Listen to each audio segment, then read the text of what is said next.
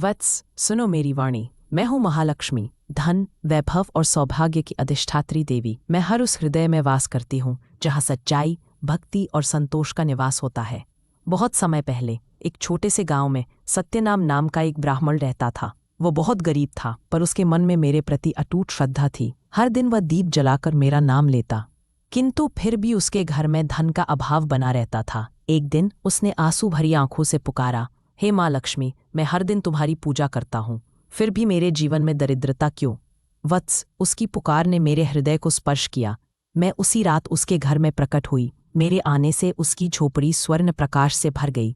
मैंने कहा, वत्स, मैं केवल उस घर में जाती हूँ जहाँ मन पवित्र हो, वाणी सत्य हो और कर्म ईमानदार हो, जहाँ लालच नहीं, दया का वास हो, जहाँ दिन की शुरुआत दीपक से होती है और अंत कृतज्ञता से।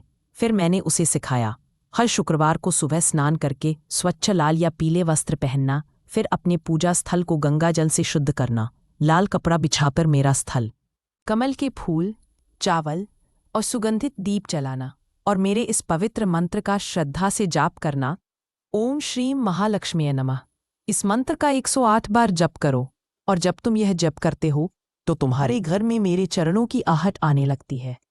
पूजा के अंत में कपूर की आरती करना और मुझसे केवल धन नहीं, शांति, प्रेम और संतोष मांगना, क्योंकि वत्स, जहाँ संतोष है वही सच्चा सुख है, जहाँ प्रेम है वही मेरा स्थायी निवास है। मैंने आगे कहा, तुम रोज अपने घर में तुलसी को जल अर्पित करो, कभी किसी को ठगना नहीं, कभी झूठ न बोलना और किसी के भूखे पेट को भोजन देना, यही मेरी सच्ची आराधना है। जिस दिन कोई व्यक्ति सच्चे मन से यह कथा सुनता है, उसके घर में मेरे चरणों की ध्वनि गूंजती है, उसके द्वार पर लक्ष्मी स्वयं आती है और वहां से दरिद्रता, कलह और अंधकार सदा के लिए दूर हो जाते हैं। वत्स, याद रखो, मैं केवल सोने चांदी में नहीं बसती। मैं उस मुस्कान में रहती हूँ जो किसी के दुख को मिटा दे। मैं उस दीपक में रहती हूँ जो अंधकार को प्रकाश में बदल दे। मैं उस हृदय में बसती हूँ जहाँ हर दिन कृतज्ञता का गीत गाया जाता है। जब भी तुम यह कथा सुनो, अपने मन में यही भाव रखो कि मैं तुम्हारे सामने हूँ, और जब तुम ओम श्री महालक्ष्मी नमः बोलते हो तो मैं तुम्हारे जीवन के हर कोने को प्रकाश से भर देती हूँ। इसलिए कहा गया है, जिस घर में ये कथा श्रद्धा और भक्ति से सुनी जाती है, वहां मैं स्वयं आती हूँ अपने आशीर्वाद के साथ।